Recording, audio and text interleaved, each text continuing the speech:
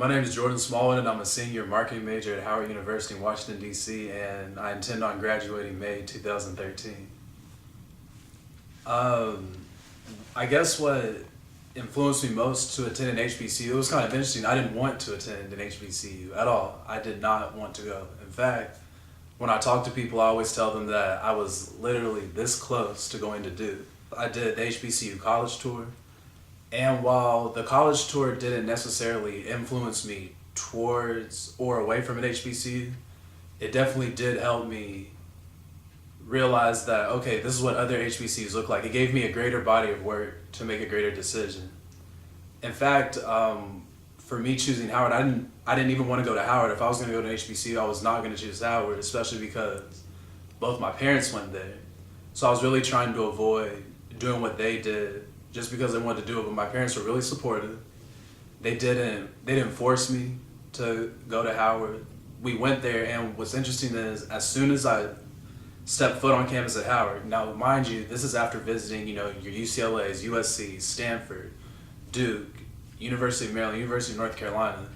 What did it for me was when I stepped on Howard's campus, that was the first time that it felt right. I can't really explain it, but anybody who's been to college has that moment where when you find that college that's the right fit for you, you step on campus and it just makes sense. Everything feels right. The atmosphere, the schooling, everything. And while Howard didn't necessarily have the facilities that these larger schools had, it was something that I felt that resonated inside my spirit that made me want to attend Howard. The student experience at Howard is very interesting. One thing I will say is if you're going to go to Howard, or if you're going to go to any college, and more specifically any HBCU, you're going to have to be tough because these teachers are not going to hold your hand.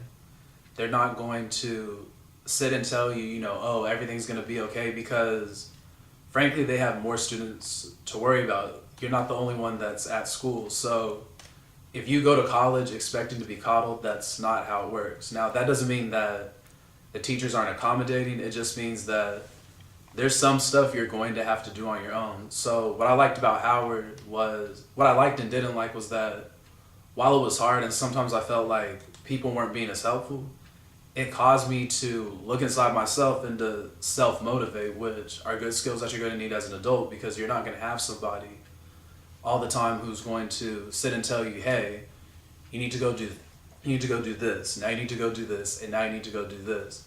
You're ultimately going to have to not only set your own goals, you're going to have to chart your own path towards these goals, and I think Howard did a good job with that. Well, I really believe that having mentors in your life is monumental, not just for young people in general, but especially for African Americans, because if you look around, as much as we like to say, we're gaining traction, at the end of the day, statistically, we're still a minority. I think mentorship is really important. There's no way I would have been able to get where I am today if I hadn't been mentored.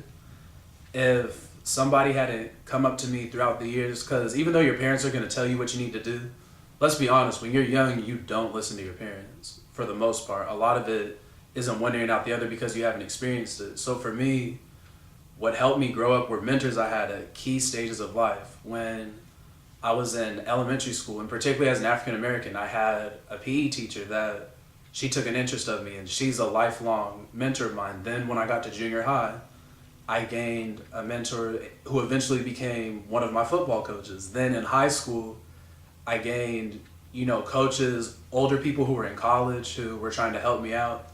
Because of all those people, and going on Mr. Ray's college tour and seeing him do it, it really just showed me that even before I went to college, even before I could articulate it, it showed me that mentorship was and is and will always be a very important aspect in a young person's life. Just like the old adage says, it takes a village to raise a child. I sincerely believe that.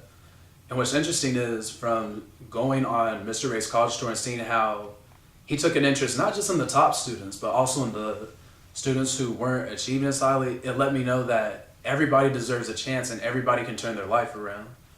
Just from these kids having one mentor, Mr. Ray, I saw a significant change just in the week that we were there, which was powerful to me. I had never seen that before. I always just assumed that you were destined to be great, and if you weren't destined to be great, that's tough luck.